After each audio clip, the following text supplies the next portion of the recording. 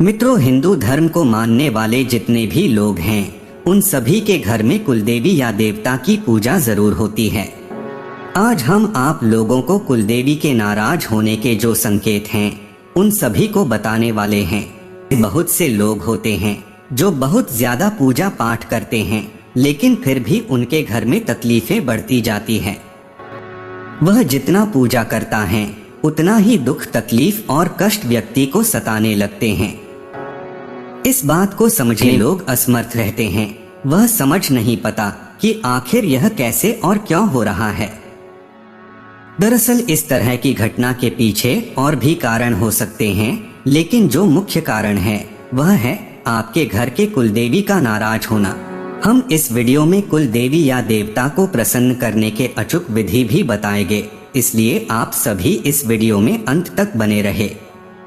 मित्रों, इस बात को समझने से पहले आपका ये जानना जरूरी है कि कुलदेवी या कुलदेवता होते कौन हैं, क्योंकि जब तक आपको कुलदेवी कौन होती हैं ये नहीं पता है, तब तक आगे इस विषय में वार्तालाप करना निरर्थक है। कुलदेवी और कुलदेवता वो देवता होते हैं जिन्हें हमारे पूर्वज यानी दादा दादी, नाना नानी, माता पिता पूजते आ रहे हों। याद रहे, यहाँ पर इष्ट देव में अंतर होगा, क्योंकि इष्ट देव वो होते हैं जिन्हें हम पूजते हैं और कुलदेवी वह है जिसे हमारे घर के बड़े बूढ़े सभी एक साथ पूजा करते हैं। आजकल लोग गांवों से निकलकर शहर आ गए हैं और वहां पे जॉब और व्यापार के कारण अपने आप को ही खो चुके हैं। ऐसा नहीं है कि वे लोग भगवान का ध्यान नहीं करते। अब कुलदेवी की साधना, पूजा बदल गई है, जो कि दैनिक दिनचर्या की तरह निभाई जाती हैं। जिसको भी अपनी कुलदेवी के बारे में पता करना है तो उसे अपने बड़े बूढ़ों से इसके बारे में पूछना चाहिए। ये कुलदेवी वो होती हैं जो आपके इष्ट से आपको मिलवाती हैं। अगर ये नाराज है तो आपकी आवाज कभी आपके इष्ट तक नहीं जाएगी। इनके नाराज होने से आपके पितृ भी नाराज हो जाते हैं, क्योंकि ये इन्हें पूजते आ रहे होते हैं। ये एक कड़ी है जो आपके इष्ट से आपको जोड़ती है, इसलिए इन्हें मनाना बहुत जरूरी है। कुल देवी आपके पूजा का फल नहीं किसी को लेने देती हैं और ना ही ईश्वर को आपका भोग ग्रहण करने देती हैं। बहुत से ऐसे लोग जो कहते हैं कि बहुत पूजा पाठ कर रहा हूँ, फिर भी ईश्वर नहीं सुन रहा है। खूब सारी पूजा पाठ कर ली, परंतु सब कुछ अच्छा होने की जगह बिगड़ता चला जाता है। अब सबसे बड़ा सवाल ये आता है कि जब ईश्वर आपका प्रसाद नहीं ले रहा है, तो आपका प्रसाद भोग कौन ले रहा है? मित्रों, जब भी घर की कुल देवी या देवता नाराज होते हैं तो आपके पूजा पाठ का आधार स्तंभ ही हो जाता है।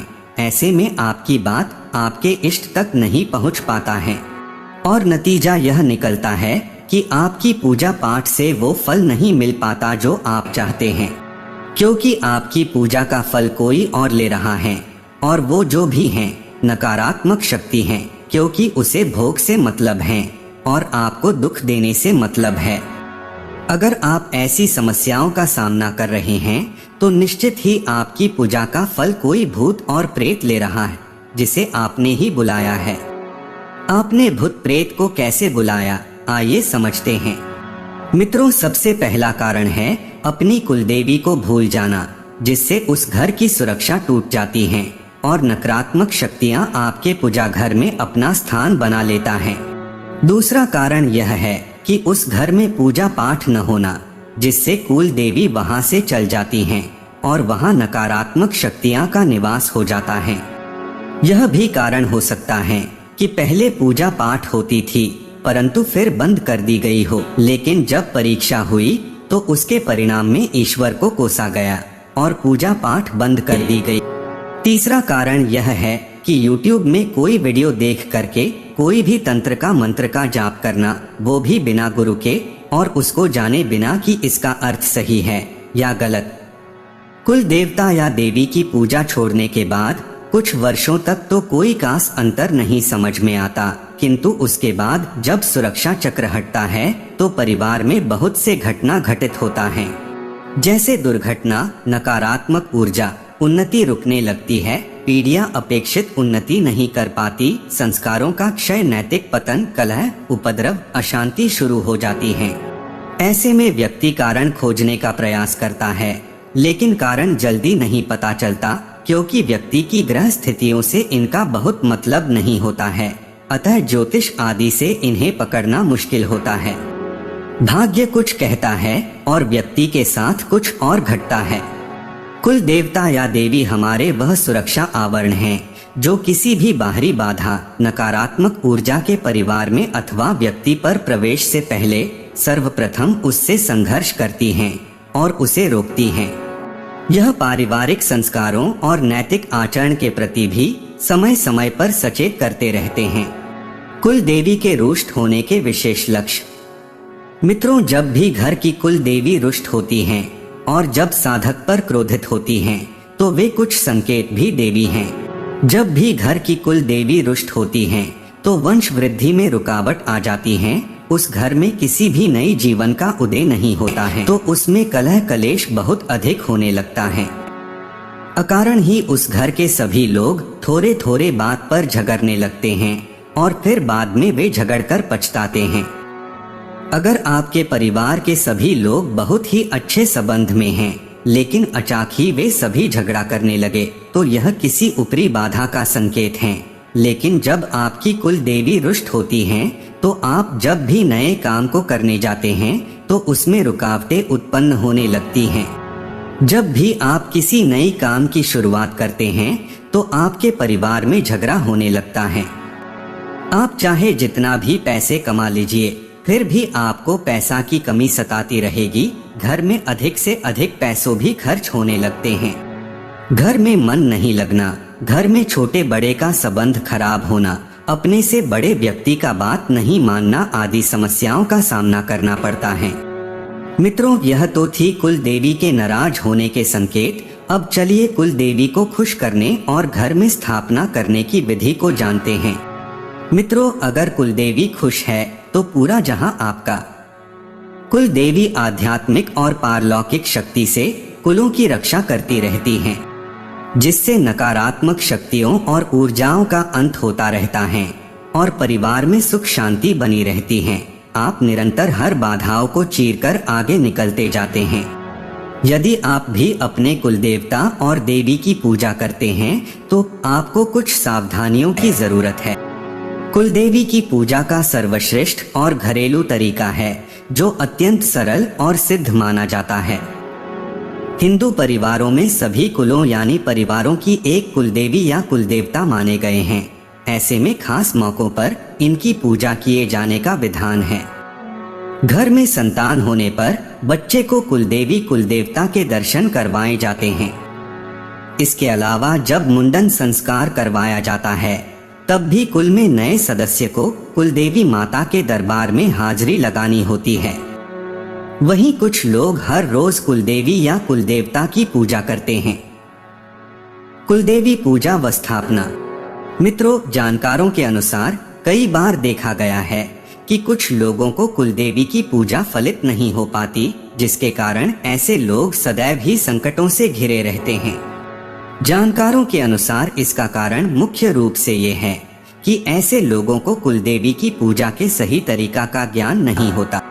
आपको जानकारी दे दें कि कुलदेवी की पूजा बिल्कुल आसान और बिना खर्चे की होती है, लेकिन इस दौरान आपको बस चंद बातों का खास ध्यान रखना आवश्यक है। चलिए जानते हैं कि पूजा के दौरान जातक को क्या करना चाहिए और क्या नहीं करना चाहिए। मान्यता है कि घर में पूजा करने से न केवल मन को शांति मिलती है, बल्कि घर के वातावरण में भी सुधार होता है। इसके साथ ही घर में कुलदेवता और कुलदेवी की पूजा करने से घर की नकारात्मक ऊर्जा भी दूर हो जाती है। यहाँ ये भी जान लें कि आपके घर के बड़े बुजुर्ग व आस पड़ोस की बुजुर्ग महिलाएं ये अवश्य जानती होंगी आपकी कुल देवी कौन सी हैं, या फिर आपके गोत्र के कुनबे के लोग, चाचा, ताऊ, बुआ को इस संबंध में पता होगा। ऐसे में आप इस संबंध में उन्हीं से पता कर सकते हैं। इसके लिए आप इनसे कुल देवी और उसके दिन, वार और तिथि के बारे में पता कर सकते हैं। जब इस संबंध में पूरी जानकारी मिल जाती है तो तो इसके बाद पूजा घर में 5-7 दिन तक दीपक लगाओ और फिर शुक्रवार से कुल देवी की पूजा शुरू करें। इसके बाद महीने में एक निश्चित दिन जो कुल देवी का हो, उस शाम को खीर बनाकर माता का भोग लगाएं। कुल देवी के पूजा व स्थापना के लिए किसी भी शुभ दिन साबुत सुपारी खरीदे। ध्यान रहे कि सुपारी खंडित ना हो। फिर शुक्रवार की सुबह नित्य कर्म से पश्चात पूजा के स्थान पर एक सिक्का रखें और उस पर सुपारी रख दें। साथ ही इसके पास में घी का दीपक भी जलाएं। फिर चंद पवित्र जल की बूंदे सुपारी को अर्पित कीजिए। अब सुपारी के ऊपर मौली रखकर कहिए, हे माता जी, वस्त्र अर्पित कर रहे हैं। अब सुपारी पर सिंदूर लगाकर कहें कि हे माता जी, कृपा श्रृंगार ग्रहण करें। इसके बाद हाथ जोड़कर कहें कि हे माता जी, कोई भूल चूक हुई हो तो अपना समझकर माफ कीजिए और हमारे घर पर स्थान ग्रहण कीजिए। साथ ही देवी माँ से कहें कि कृपा कर घर के सभी सदस्यों को आशीर्वाद दीजिए और मार्गदर्शन कीजिए और मुझे भी दर्शन देने की कृपा करें। इसके बाद सुपारी को कुलदेवी मानकर वहीं रहने दें। ध्यान रहे, मान्यता है कि मौली चढ़ते ही सुपारी गौरी गणेश का रूप ले लेती है, जिसके बाद से अब हर रोज शाम को उनके समक्ष घी का दीपक जलाएं। साथ ही प्रार्थना भी करें कि हे माता जी, दर्शन दीजिए। कहा जाता है कि इसके पश्चात माता प्रसन्न होकर या तो दर्शन देती हैं या कोई रास्ता दिखाती हैं। ध्यान रखें कि कुलदेवी की पूजा करते समय हमेशा शुद्ध देसी घी का ही दिया जलाएं। साथ ही कुलदेवी की पूजा महीने में एक बार जरूर कीजिए, वह भी उनकी पूजा की तिथि पर। वहीं कुलदेवी से जुड़े दिनवार का पता न होने पर हर महीने के शुक्ल पक्ष की अष्टमी को सूर्यास्त के बाद पूजा करें। यहाँ ये भी जान लें कि खीर का जो भोग बनाया है उसे केवल घर के सदस्य ही खाएं, यानी किसी बाहर वाले को इसे न दें। इसके अलावा ये भी जान लें कि इस दिन दूध का दान नहीं करना है और इसे किसी देवता को भी न चढ़ाएं। माना जाता है कि यदि इस तरह आप कुलदेवी की पूजा करेंगे तो आपकी मनोकामनाएं अवश्य पूरी होंगी। जानकारों के अनुसार कुलदेवी की पूजा का यह सर्वश्रेष्ठ और घरेलू तरीका होने के साथ ही यह सरल और सिद्ध पूजा है।